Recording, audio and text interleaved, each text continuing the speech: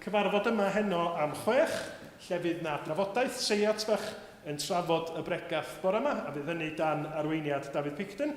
Nos Ferchar am 6:30 wedi 7 fydd y cyfarfod gweddi yn tu ni, ac yna bore Dydd Sul mi fydd pob peth rhan un amser ag arfer, jyst y lleoliad da chi angen dal eich gwynt i weld lle fyddwn ni. Ond Gwasanaeth Cymru'n fydd na bore Dydd Sul, a fyddwn ni'n ail-afal yn yn astudiaethau ni ar diarhebion nos Sul nesaf hefyd. Llongyfarchiadau mawr i bawb yna chi blant ieuenctid sydd wedi bod yn rhan o Matilda os dwytha. Clywed bod wedi bod yn llwyddiannus iawn ar arbennig. A braf clywed bod yna griw da wedi dod i'r cyfarfod i ffermwyr ym Mryn y Groes ddoe hefyd. Da ni'n gweddio bendith ar gair gafodd i gyhoeddi fanno. Fel ac yna da ni'n parhau i weddio am David Job a Gareth sydd wedi cyrraedd lle cyntaf y maen nhw'n mynd i aros am rai dyddiau yn India ar eu taith bythefnos yn fanno. Na i weddio, a wedyn ai roi pob peth drosodd i Dewi. Dwch ni weddio fo'n gilydd. O ddiwyn tad, da ni yn plygu o dy flaen di y bore yma yn cyhoeddi mai ti ydy y Duw holl alluog, yr unig Dduw, creawdwr nef a deiar. A da ni yn dod yn dymuno cael dy foli di, cael canmol dy enw di, y Duw sydd yn dad, yn fab ac yn ysbryd glân. Y Duw sydd trwy dy fab Iesu Grist wedi dod i'n hachub ni o'n pechod. Wrth iddo fo fyw y bywyd di bechod hwnnw drosom ni, marw ar groes a codi wedi concro angau unwaith am byth.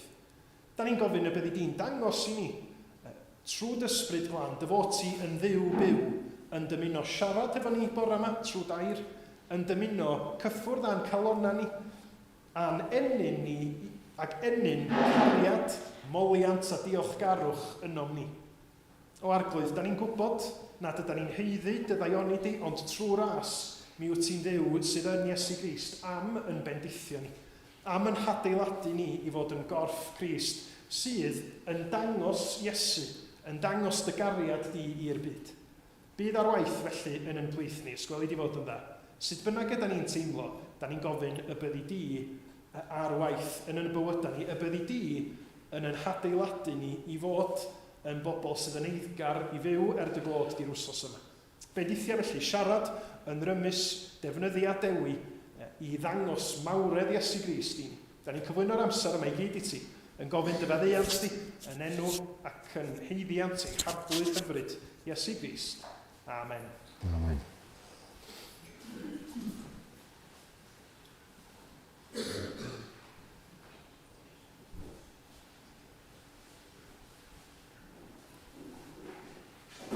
Ie, wel, bore da pawb, a mae'r hodri di anghofio un peth pwysig iawn, mae ddydd Santes Dwynwen, a gobeithio bod yr hogia di cofio yn arbennig. Ac o'n i'n meddwl, wrth drio meddwl a paratoi ar gyfer heddiw, mae yna yr un ffilmiad dros dolyg, da chi'n meddwl, Sound of Music, da chi'n siŵr o Spartacus, da chi'n siŵr o weld hwnnw. Ac weithiau, The Greatest Story Ever Told. Da chi wedi gweld y ffilm yna? Ac o'n i'n meddwl, dwi'n di fod yn gyfarwyddwr ffilm, dwi wedi cael caniatad gen Metro Goldwyn Mayer i fod yn gyfarwyddwr ffilm. Teitl y ffilm fydd The Greatest Love Story Ever Told. Achos dyna beth yw yr Efengyl. Dyna beth yw yr hanes am yr arglwydd Iesu Grist. Love story. Stori Duw yn caru'r byd drwy anfon ei fab. Ac yn gwaith ni bore yma ydy canmol. Mae Duw yn deud wrthon ni yn ei air i fod o'n canmol ei gariad tuag ato. Wel, beth am i ni ymuno yn yr canmol yna. A cychwyn, fel da ni wedi cychwyn, ond cario ymlaen drwy ganu'r emyn yma. Gras o'r fath beraidd sain. Di hwn yn wir i chi bore yma? Gras bod o'n swnio'n dda. Mae'n newyddion da. Mae'n beraidd sain. Mae'n lyflu clywed am ras. Im clus tyfrydlais yw. Gwna hwn i'r nef ddat seinio byth ar ddeiar oll a gliw. a'r penillion sy'n dilyn. Diolch. Gweno.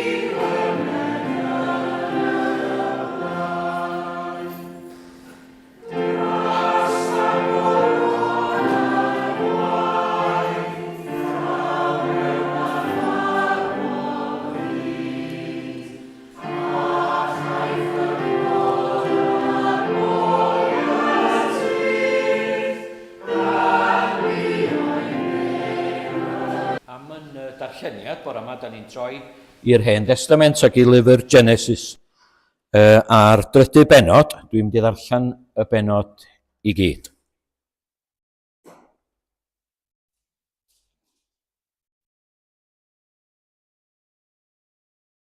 Yr oedd y sarf yn fwy cyfrwys na'r holl fwysfilod gwyllt a wnaed gan yr arglwydd Dduw.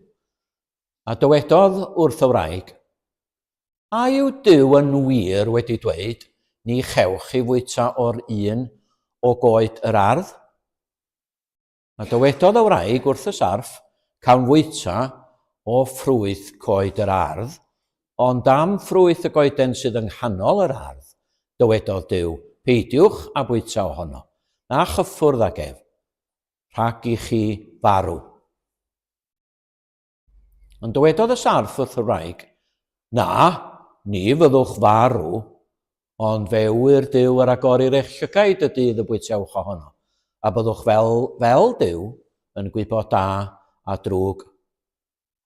A phan ddeallodd y wraig fod y pren yn dda i fwyta ohono, a i fod yn deg i'r golwg ac yn bren i'w ddymuno i beri doethineb, cymerodd o'i ffrwyth a'i fwyta, a'i roi hefyd i'w gŵr oedd gyda hi, a bwytaodd yntau. Yna agorwyd ei llygaid hwyll dau i wybod ei bod yn noeth, a gwyniasant ddail ffigysbren i wneud ffedogau iddynt ei hunain.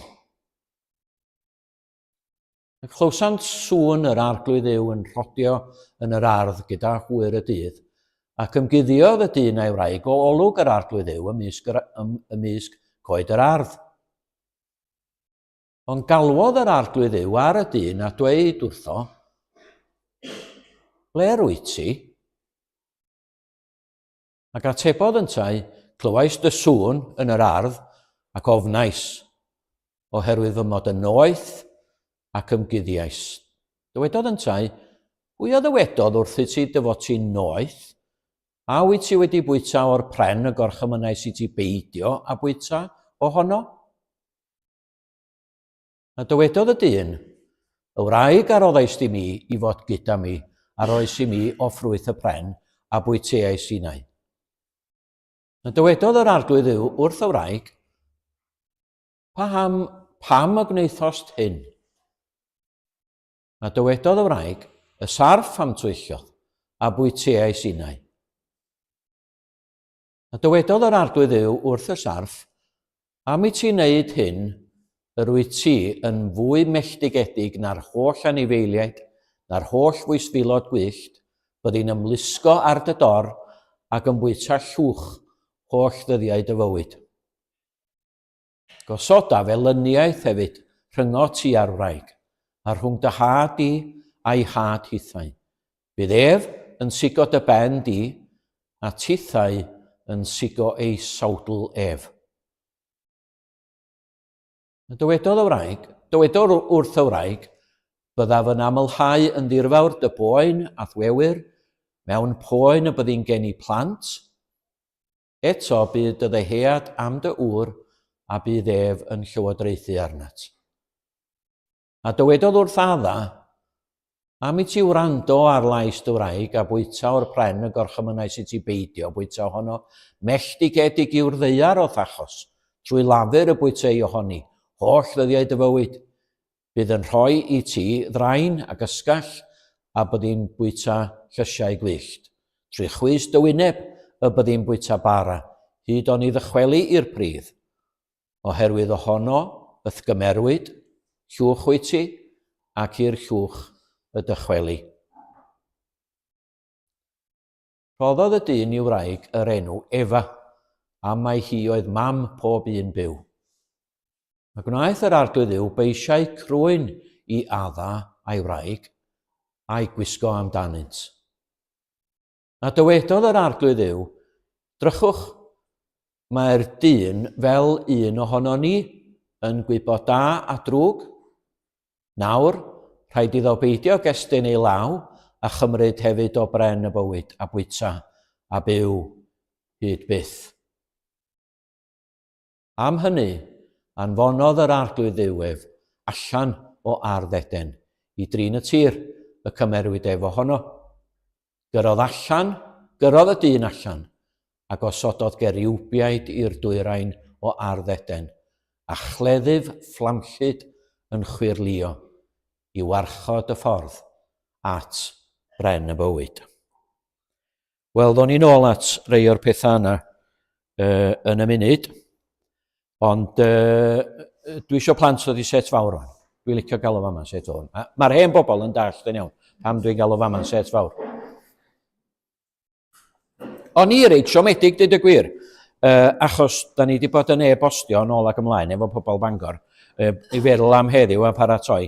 Ac o'na neb di gofyn i mi, wyt ti'n fodlon deud stori wrth y plant? A dwi wrth y modd cael eich gweld chi ar fore dydd Sul. Mae o'n ofnadwy o bwysig bod chi yma. Mi ddidith 100,000 o bobl a pethau wrthoch chi.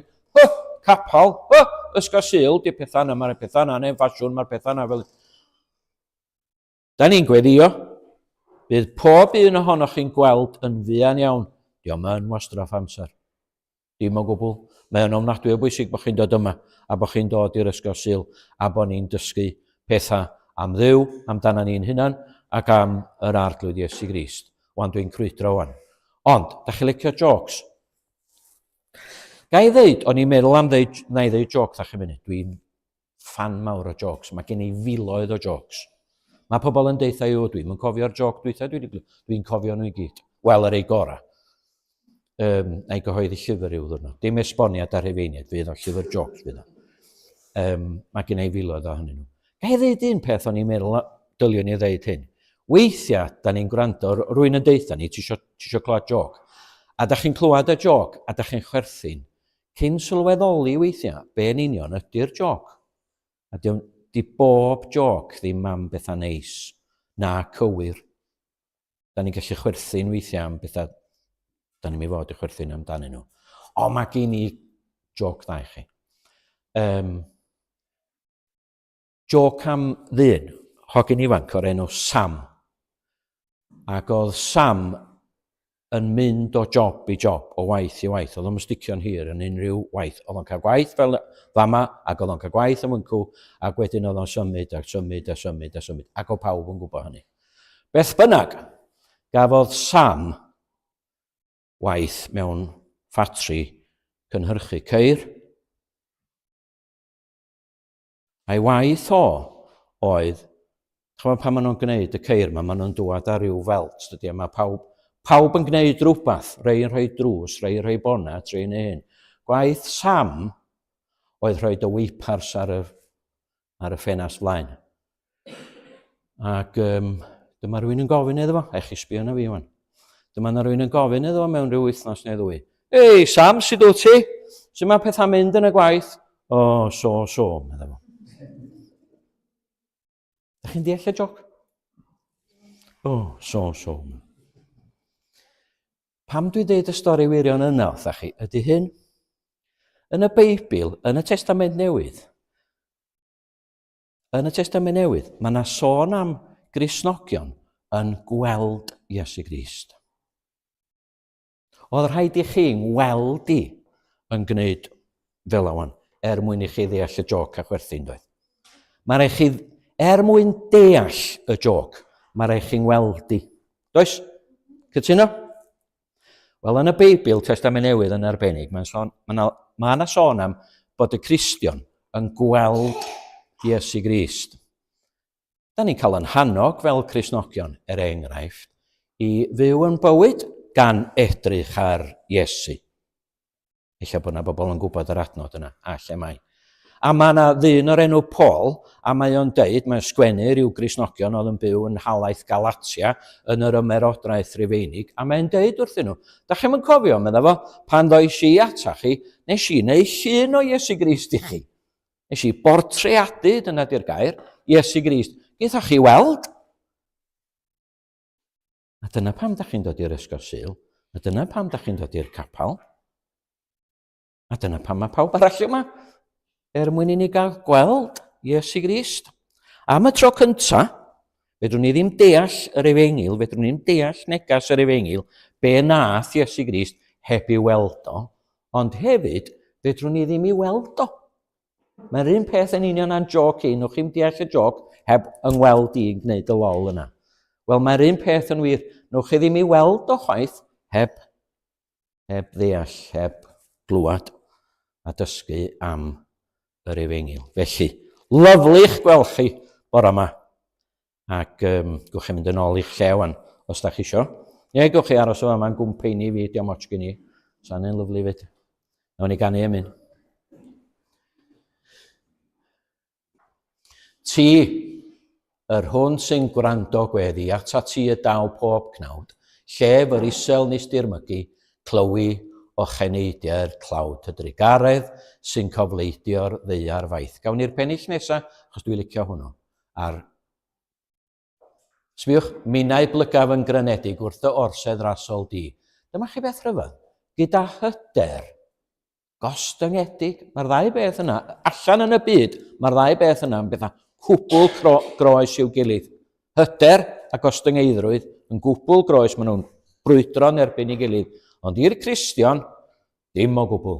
Da ni'n gallu bod yn hyderus ac yn ostyngedig yr un pryd, gyda hyder gostyngedig yn heiddiannau Calfari. Diolch yn fawr.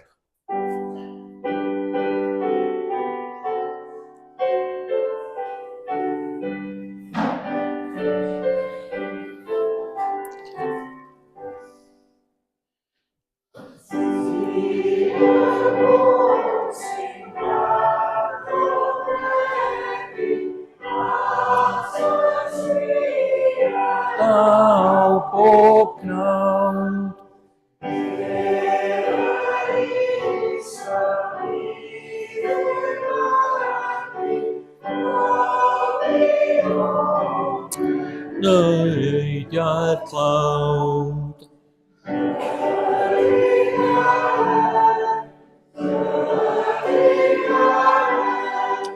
Sy'n cofleidio'r ddeiar faith.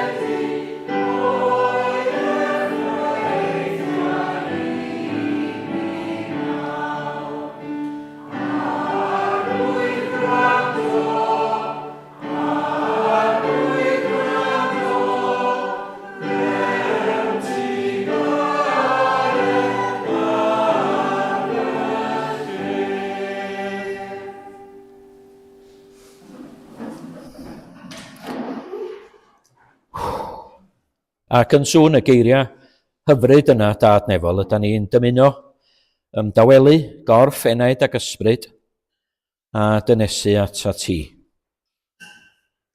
Da ni'n diolch am gael dod at yn gilydd eto heddiw, am gael cwmni a chymdeithas dy bobl, am gael dod at dy air, ond hefyd cael dod i'th gwmni di dy hun. Da ni'n cofio addewid fawr Iesu Grist bod lle bynnag mae 2 neu 3 yn cynnull yn ei enw, yno hefyd y mae yntau. Ac ydyn ni'n gofyn am gael bod yn ymwybodol o hynny. Un oedfa mewn degau, cannoedd, miloedd, ella, bosib, ydy hon eto. Ond ydyn ni'n credu hefyd am bob oedfa bod nhw'n achlysur.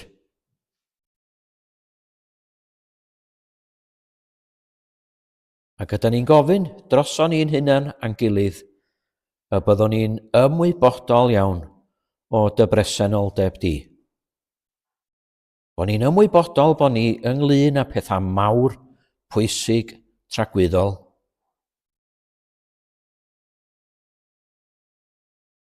Bod ni'n cael dod i sŵn dy air.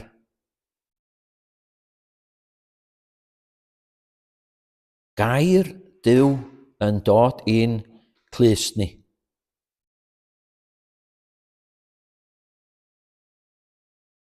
Yn gweddi ni ydy byddi di'n delio hefo ni.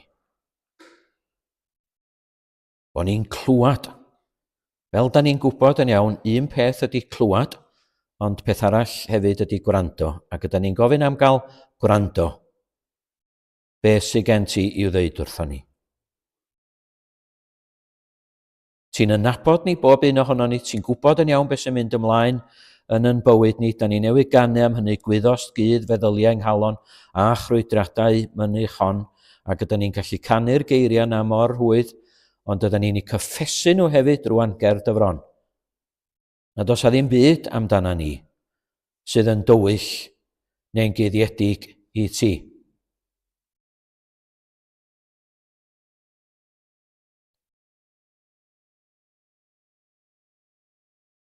Ac ydyn ni'n gofyn a wneud i sibrwd pethau sydd yn help, sydd yn oleuni, sydd yn ysgogiad, pethau sydd yn fwy na dim, fel oedden ni'n deud wrth y plant, pethau sydd yn troi yn golwg ni at yr arglwydd Iesu Grist.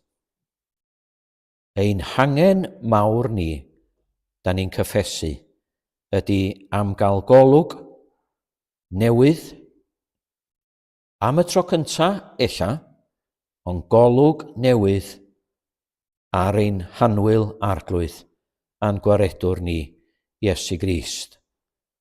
Fel yn bod ni o'r newydd yn ymserchu ynddo fo.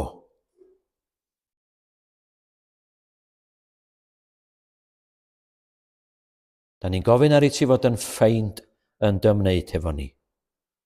A thrwy dy ysbryd ac yn dy air ein bendithio ni.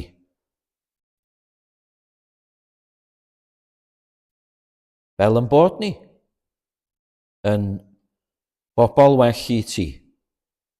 Fel yn bod ni'n disgyblion mwy ffyddlon i Iesu Grist. Fel yn bod ni'n oleuadau yn y byd tywyll ydyn ni'n byw ynddo fo. Fel yn bod ni'n byw yn bywydau gogoniant i ti.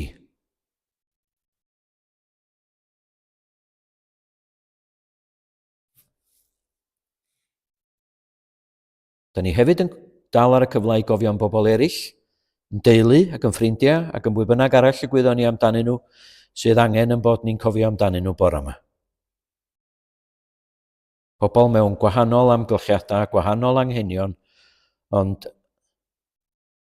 mewn angen am dy ras a dy fendith, Da ni'n cofio'n arbennig am bobl da ni'n garu sydd hyd heddiw tu allan i dy deyrnas di, a'i hangen penodol nhw am dy ras ac am dy drigaredd ac am i dy ysbryd di i'w cyrraedd nhw a'i dwy nhw mewn.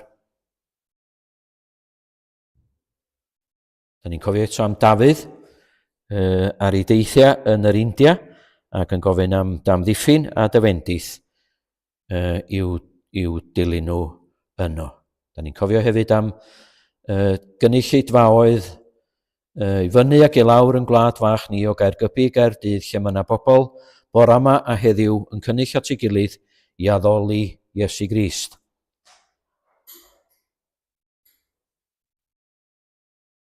Da ni'n gweddio am ddyddiau newydd wahanol. Da ni gobeithio yn gwynebu ar wanwyn arall. Ac ydyn ni'n gweddio am wanwyn Duw. Da ni'n gweddio am dywalltiad o ysbryd glân. Fel bod llaweroedd o bobl yn gwlad yn cael eu casglu mewn i dy deyrnas di. Bod y eglwys di yn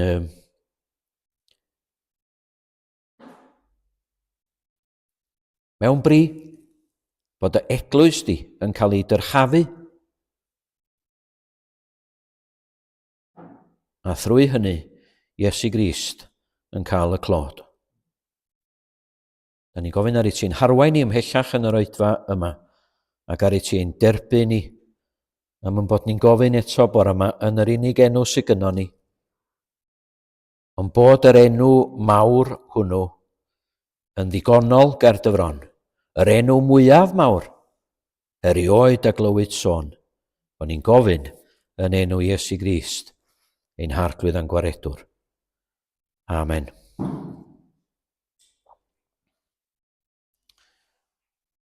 Mi ganwn ni'n hemyn nesa, pechadur wyf o arglwydd, sy'n curo wrth dy ddor, erioed mae dy drigaredd i ddiwedd i mi'n stor.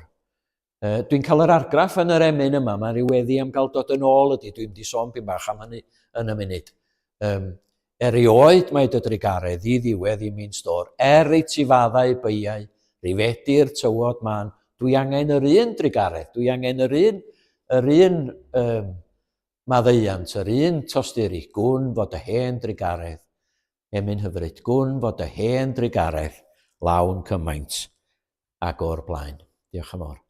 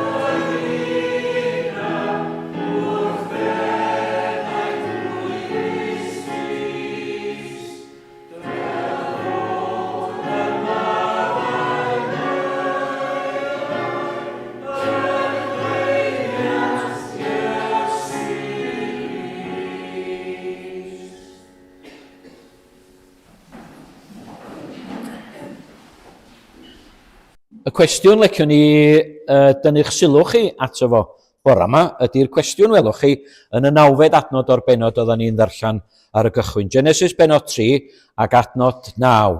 A Duw yn gofyn, lle wyt ti? Duw yn gofyn i Adda ac Efa, lle wyt ti?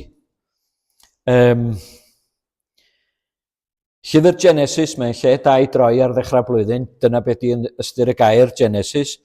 Ac mae o'n gwestiwn addas, mae'n dal yn ddechrau blwyddyn, dwi'n cymryd mae gen i, heddiw yn un shot arall ar y bregath yma.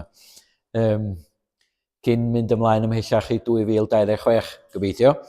Ond, a so ddim byd pwysicach nag os, yn arbennig ar ddechrau blwyddyn, bod ni'n clywed y cwestiwn yna, bod ni'n gwrando ar y cwestiwn yna, lle wyt ti? Lle wyt ti? Lle wyt ti yn dy berthynas hefo Duw? Lle da ni arni yn y bywyd ysbrydol? Dwi'n mynd i gyfadda wan. Mae yna rhywbeth sy'n gallu bod yn digon afiach, dwi'n gwybod hwnna dda i'r rhy greu yma, ond mae yna rhywbeth sy'n gallu bod yn digon afiach pan da ni'n ffendio'n hunan yn stydio'n botwm bolian hunan o ddiffyg ymadrodd gwell. Da chi'n gwybod beth dwi'n feddwl? Ac yn holi'n hunan ac yn ansicr trwy'r amser ac yn... di hwnna ddim yn iawn. Ond dwi'n meddwl bod o'n iawn. Bod ni'n gofyn weithiau. Lle dwi arni? Lle dwi arni? A mae dechrau blwyddyn yn amser da i wneud hynny. Dwi'n bod chi'n gwneud addewidion o gwbl dwi wedi stopio. A da chi'n gwybod pam. Ond ar ddechrau blwyddyn, ydyn ni'n tueddu i feddwl, wel, os a rhywbeth ddyliwn ni stopio wneud, o'n i yn ei wneud, neu os a rhywbeth ddyliwn ni wneud, dwi ddim yn wneud, a da ni'n rhyw fath o asesu dydan. Mae yn beth reit naturiol. Mae'r salmydd, Dafydd yn un o'r salma, yn gofyn i Dduw, chwilia fi. Chwilia fi, meddwl. Helpa fi wneud hyn. Chwilia fi. Ac wy bydd fy nghalon. Prawf fi yn yr hen gyfeithiad. Prawf fi ac wy bydd fy meddyliau. A dyma'r math o gwestiynau liciwn ni, neu math o gwestiwn liciwn ni, i ni feddwl amdano fo. Ydw i yno o gwbl?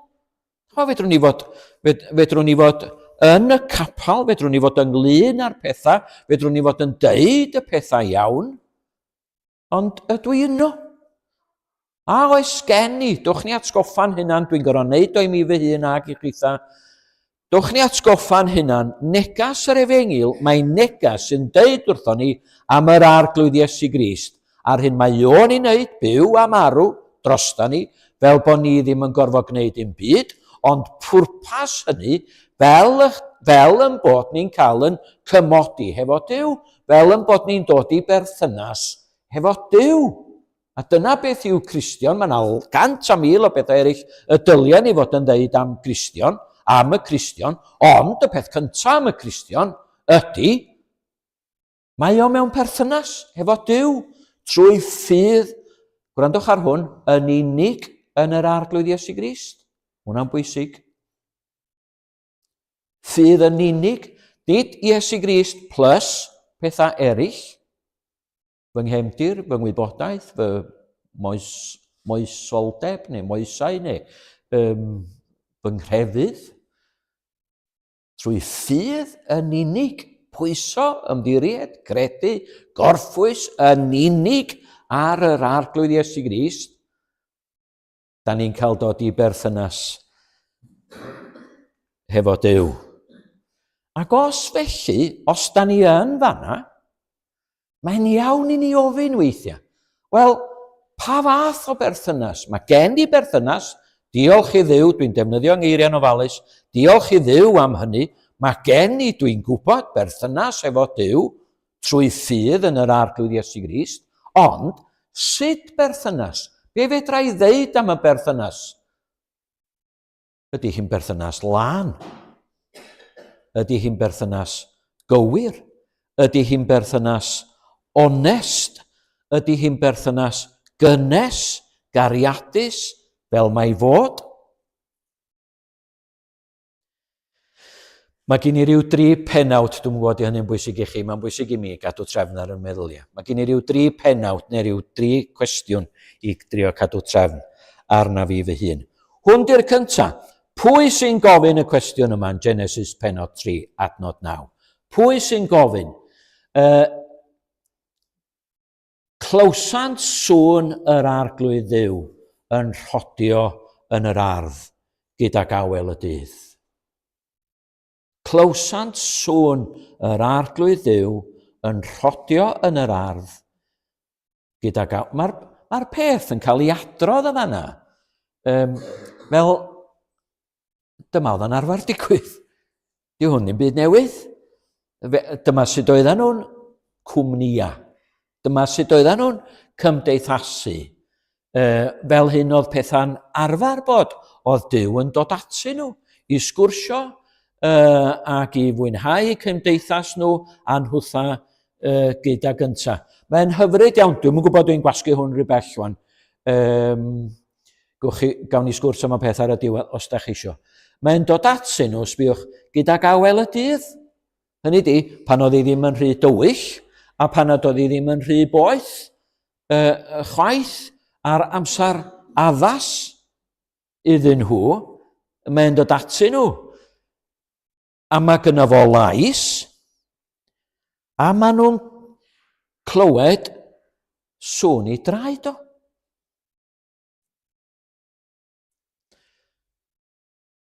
Dydy'r gair llais, mae o'n yr hen gyfeithiad, William Morgan, ond dydy o ddim yn y gyfeithiad diwygiedig, clywed yr arglwydd Dduw yn rhodio.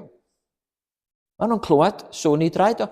Mae'n edrych yn debyg be mae diwinyddion yn ei alw'n theophany sydd gyda ni'n y fan yma. Dwi wedi dysgu gyda llaw yn ddiweddar wrth drio paratoi hwn. Yr un gair ydy, neu'r un ystyr sydd i'r gair epiphany, bod ymddangosiad, neu theophany, be di hynny meddach chi? Wel, yr awgrym yma, a'r mwy nag awgrym, mae yr arglwydd Iesu Grist ei hun ydi o. Cyn dyddia i gnawd, fo, Iesu Grist, sydd yn dod atyn nhw gydag awel y dydd ac yn gofyn iddyn nhw. Lle ydych chi? Fel na yn y ffordd yna, fel na da ni'n deall hanes Jacob. Da chi'n cofio hanes Jacob yn ymladd efo'r angel, a mae'r testyn, os gael roed o fel la, mae'r testyn yn stryglo hefo hwnna, achos rhyw ddyn ydi o ar y cychwyn, a wedyn mae o'n angel, a wedyn mae o'n... Dyn nhw'n siŵr iawn sydd wedi ddeud, sydd wedi ddisgrifio be oedd yn digwydd, ond angel yr arglwydd Iesu Grist. Da chi'n cofio, Sadrach, Mesach ac Abednego yn cael ei bwrw i'r ffwrn dan, a Nebiwchodynosor y brenin yn agor y drws ac yn edrych i mewn, a mae'n gweld 4 yno. A mae'n deud yn yr hen gyfeithiad, mae'n deud fel hyn, dull o 4 oedd yn debyg i fab Duw. Hynny di, yr arglwydd Iesu Grist yno. Dyna'r awgrym, a mae o'n fwy nag awgrym. Mae yna lawer enghraifft arall yn yr Hen Testament. Ond mae hwn yn bwysig. Yr arglwydd Iesu Grist ei hun sydd yn gofyn. Lle wyt ti? Fo sydd yn gofyn. Yr un fydd ymhen canrifoedd, yr un fydd yn dweud, addfwyn ydwyf. Gostyngedig o galon ydwyf. Lle da ni arni yn y bywyd ysbrydol? Yda ni yna? Yda ni yn y deyrnas? Yda ni yn calon yn credu yn yr arglwydd Iesu Grist?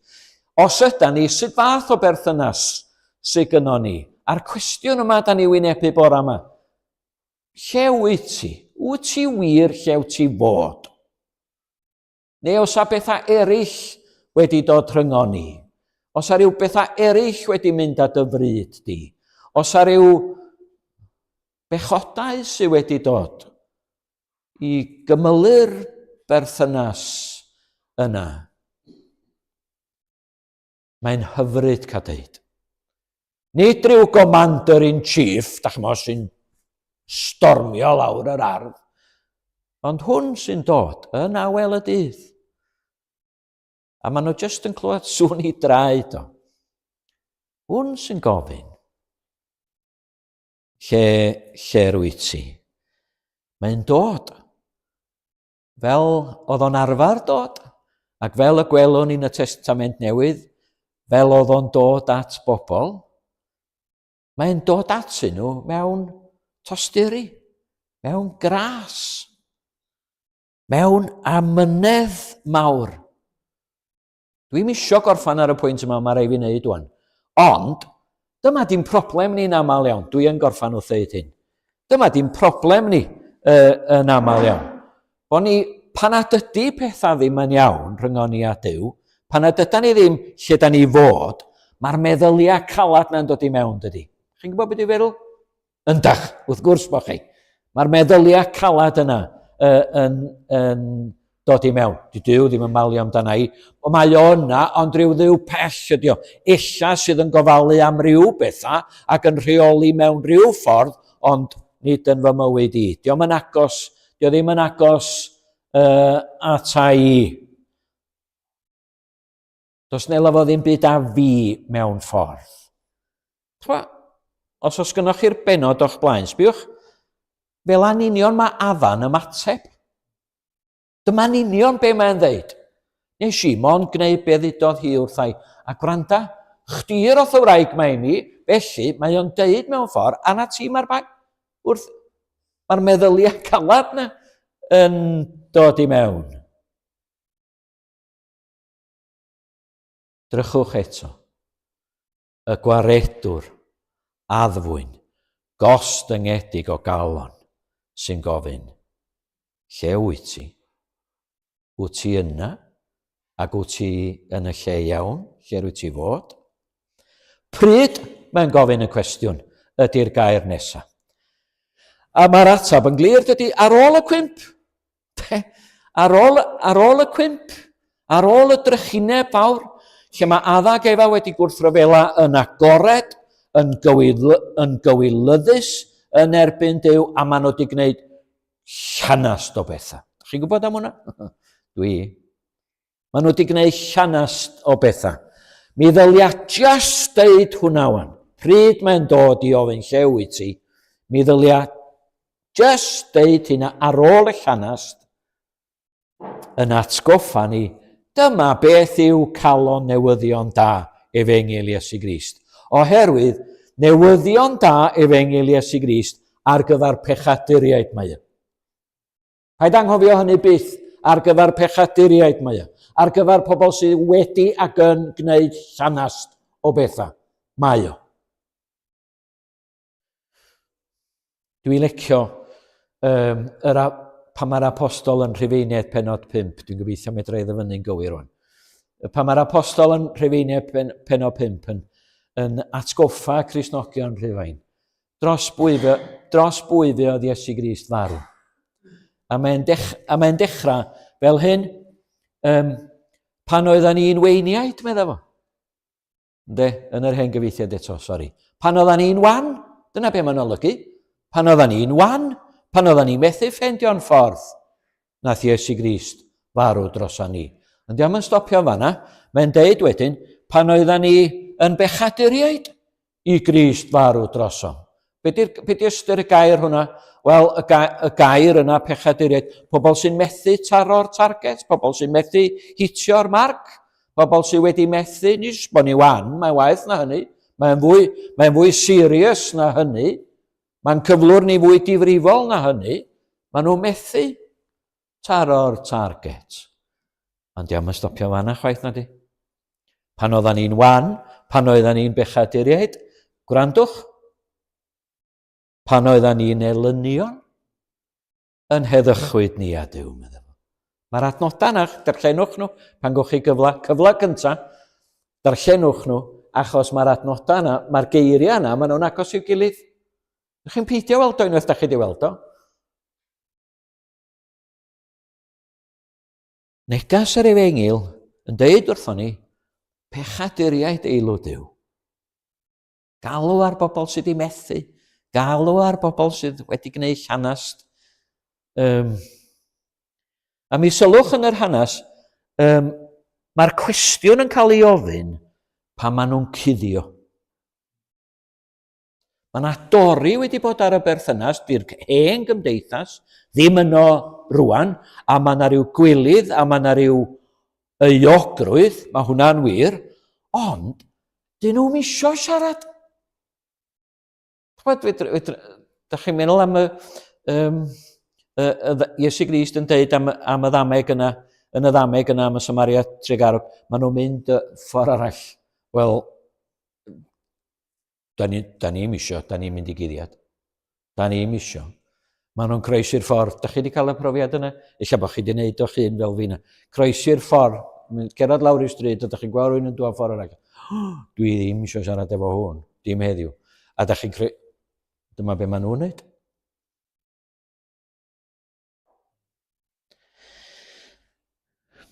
O mae Duw yn siarad efo nhw.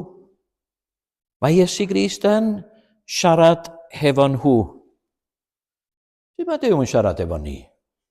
Mae'n siarad efo ni mewn 100,000 o wahanol ffyrdd. Mae'r nefoedd yn datgan gogoniant Duw, yn deud wrthon ni.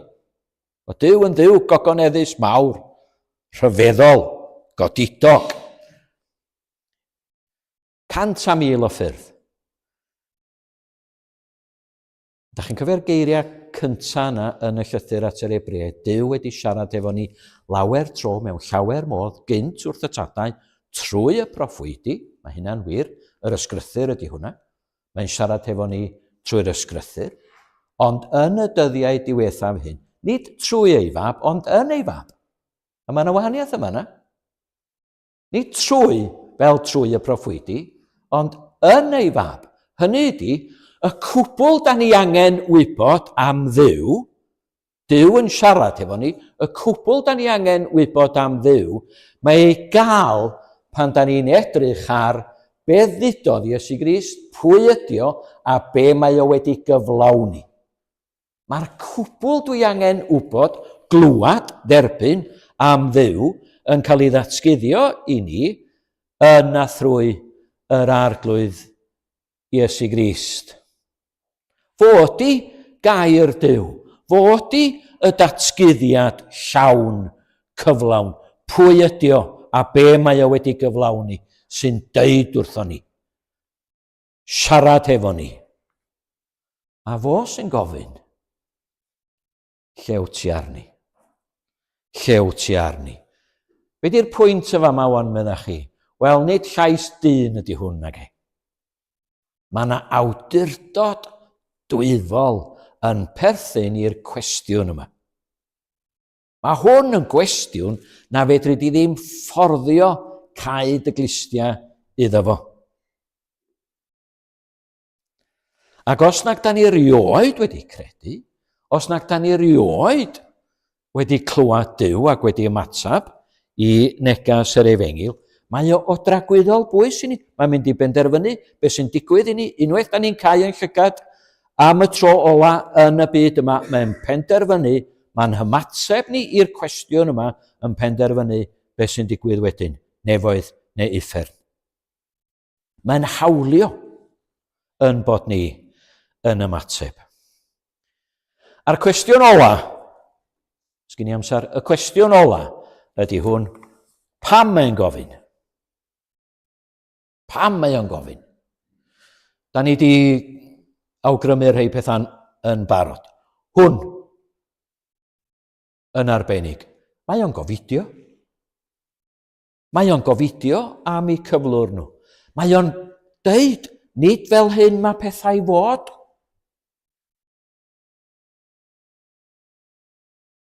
Mae'r ysgrythyr a'r penodau ma'n dysgu ni fod dyn a dynes wedi creu ar lun a delw Duw, a mae yna lawer o bethau dyliwn ni siŵr o fod yn i ddweud am hynny. Ond yn benna, mae'r ffaith bod ni'n cael clywed bod ni wedi'n creu ar lun a delw Duw yn arbennig yn dweud bod ni wedi'n creu i fod mewn perthynas efo Duw. Na dyna beth oedd y bwriad cyntaf, gwreiddiol. Dyma'r drychineb yn hanes y cwymp, a dyma'r drychineb sydd yn y byd o hyd. Mae yna lawer iawn o bethau o'i le yn y byd yma, ond y peth mawr ydy bod pobl ddim mewn perthynas efo Duw. Dyma'r broblem fwyaf yn y byd, bod pobl ddim mewn perthynas efo Duw, bod pechaduriaid allan o berthynas Duw.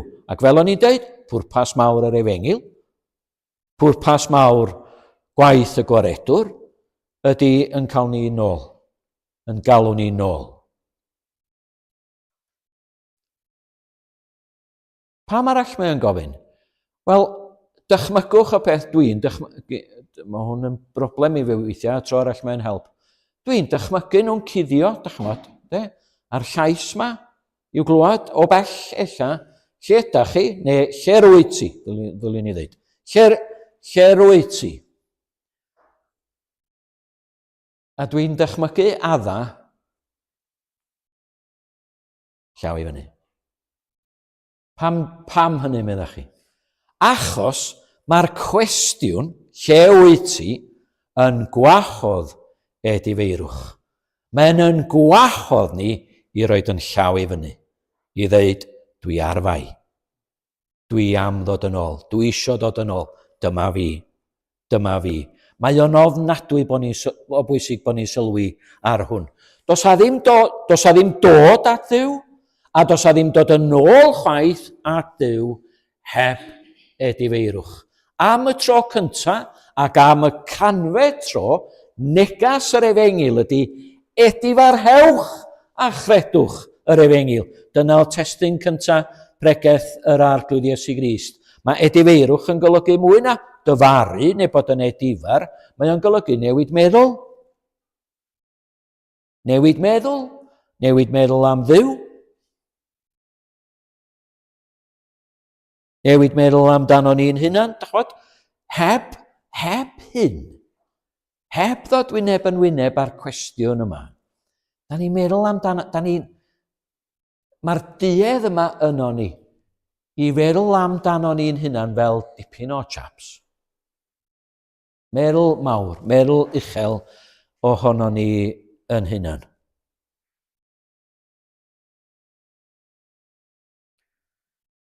Mae'n alwad i edifarhau.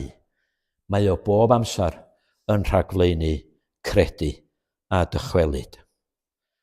Pa le wyt ti? Mae'n dangos mai Duw wir sydd yn ceisio ni. Nid y ffordd arall rownd. Dwi'n gwybod, a diolch am y gras sydd yn yr addewidion yma, a'r anogaethau yma. Mae yna sawl anogaeth yn yr ysgrythur, Hen Testament a Newydd, i geisio Duw. I geisio Duw. Geisiwch yr arglwydd. I geisio Duw. Ond mae hynny ar ôl iddo fo yn ceisio ni. Blynyddoedd lawer yn ddiweddarach, ganrifoedd lawer yn ddiweddarach, mae'r un person dwyfol sy'n gofyn i Adda ac Efa pa le wyt ti, yn dweud wrth bobl, mab y dyn a ddaeth i geisio ac i gadw yr rhai a gollasyd. Dyna pam mae o'n gofyn, lle wyt ti? Mae yna alwad ynghlwm wrth yr Efengil. Mae'n ofnadwy o bwysig bod ni'n deall pethau fel hyn. Mae yna alwad ynghlwm wrth negas yr Efengil. Mae clywad negas yr Efengil am Dduw yn anfon mab ei fynwes i fyw drosta ti. Oherwydd dyfo ti, dyfo ti'n edrach ddigon del a pharchus ar y tu allan, dyfo ti yn methu byw i Dduw fel ti fod i wneud. Felly mae o'n byw drosta ti. Mae'n ufuddhau'r gyfraith oherwydd bod chdi'n methu. Mae o'n caru Duw hefo'i holl galon, a'i holl feddwl, a'i holl enaid, a'i holl nerth, pam oherwydd dyfo ti'n methu a gwneud hynny. Ac yna mae'n mynd i'r groes, mae'n wirfodd yn dewis, mae'n deud wrthon ni, dos na neb yn dwy'n fy mywyd i fy einioes i oddiad. Mae fi sydd yn ei dod i hi lawr, meddwl fo. A mae'n gwneud hynny yn aberth ac yn offrwm ac i roi iawndal dros bechaduriaid. Fedrwn ni ddim clywed hwnna heb hefyd sylweddoli yn hwnna mae'n yn galw ni. Mae'n digwydd bore yma, rwan, i chi wrth i fi ddeud ag i mi. Dwi'n gorfod ymateb i hwnna wrth i ddeud o. Da chi'n gorfod ymateb iddo fo wrth i glwad o. Mae yna dyner lais yn galw arna fi. Y cagendor enfawr yna sy'n rhyngon ni at Duw, mae'r mab yn mynd i ofalu. Dyna be mae'n dweud, na i ofalu, bod yna ffordd yn ôl i chi. Fo fydd y bont, fo fydd y cyfryngwr, a defnyddio geiriau'r Testament Newydd. Mae yna ffordd yn ôl. A fo dio. Ni dangos y ffordd. Mae fi yw y ffordd. Fi ydy'r bont. Fi ydy'r cyfryngwr. Trwydda i.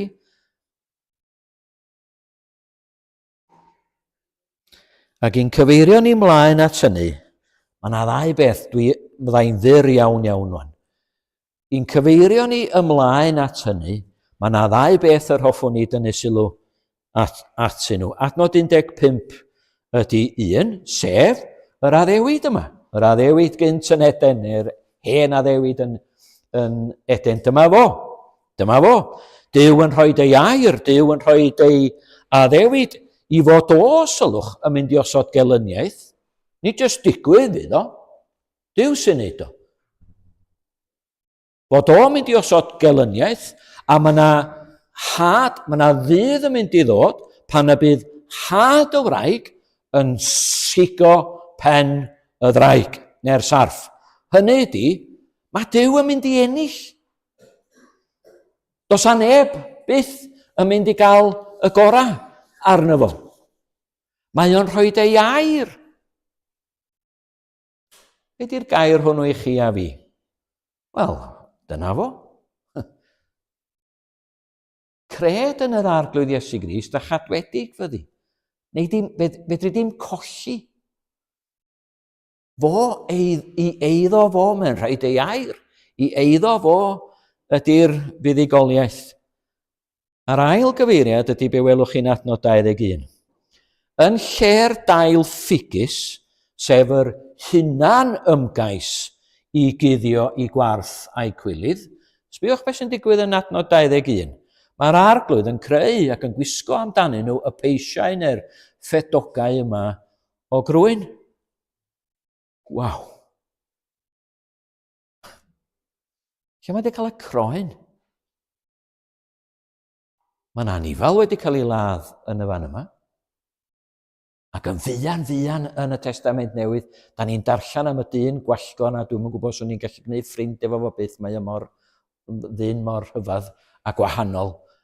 Mae'r dyn hwnnw'n deud pan mae o'n gweld Iesu Grist yn dod, ac o gynna fo gynulleidfa, a mae'n gweld Iesu Grist yn dod, a mae jyst yn deud un frawddeg, wele oen Duw. Dyma'r anifel. Dyma'r oen. Dyma'r aberth. Dyma'r ffordd i bechaduriaid i ddod i gymod ac i heddwch hefo Duw. Ac wele oen Duw yr hwn sydd yn tynnu ymaith bechodau'r byd. Yn cuddio y cywilydd a'r gwarth. Pant y celyn yn deud fel hyn, fe brynodd i mi eiraid wisg. Nid rhyw dillad crwyn ydyn nhw cyntefig fel yng ngardd Eden. Fe brynodd i mi eiraid wisg trwy ddioddef marwol-glwy. A iangau ef, be mae o di wneud? A iangau ef a guddiang warth i dra gwyddoldeb mwy. Dau fath ar grefydd sydd na, dwch ni orffan. Dau fath crefydd, dail ffigus, yn hunan hymgais ni i guddio yn cywilydd a'n gwarth. A'r llall, wel, rhyfeddol, godidog, diolch i Dduw, clod i Dduw. Y llall ydy be mae Duw wedi wneud. Be mae Duw wedi ddarparu ac yn ei gynnig i ni yn yr Efengil. Pa ler wyt ti? Da chi'n sylwi? Ac o'ch chi'n hywiro fi wan ar y diwedd os dwi'n deud yn anghywir, achos, wel na, chai'n pregethu'r bregath yma eto, wel dim leni. Ond mae'n gwestiwn i ddau berson dydy, i Adda ac Efa. Ac eto, chdi ydi o. Pa le yr wyt ti? Di'r Saeson, ni'n medru deud hynna, achos you ydi o'n Saesneg yn golygu'r unigolyn, neu cynulleidfa fawr o bobl.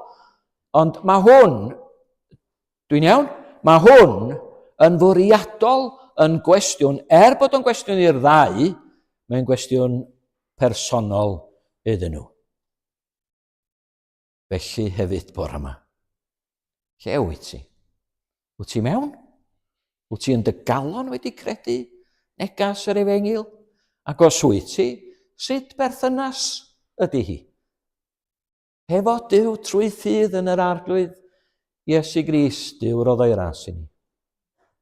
Duw roedd o'i ras i ni. I wrando ac i ddod yn ôl. Lle mae angen hynny? I ddod yn ôl. Mwyn ei enw. Amen. A mi ganwn ni yr emyn ola.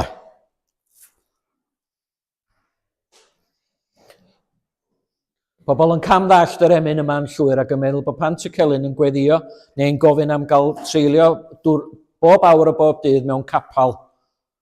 Dyna beth ydi o gwbl. O amnerth i dreulio nyddiau yng nghynteddoedd tu fy nhad, hynny ydi yn y berthynas yna. Yn y berthynas ffydd yna hefo Duw, treulio nyddiau. Byw yng nghanol y goleuni twllwch obru dan fy nhraed. Byw heb fachlyd. Dyma'n hanes i, a chi hefyd eich. Mae pethau fynig i lawr. Byw heb fachlyd hael un amser. Heb gwmwl. Heb boen byw. Byw ar gariad anorchfygol pur y croesoeliedig oen. Diolch yn fawr.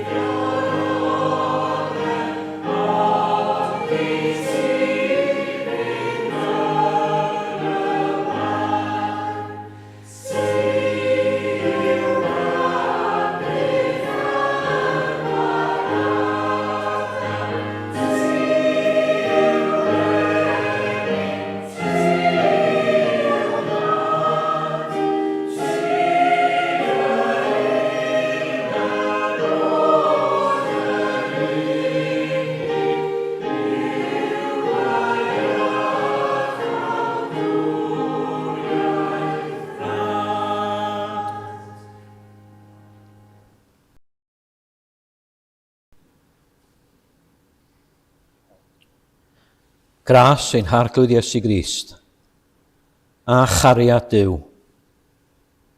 a chymdeithas yr ysbryd glân, a fyddo gyda chi. Amen.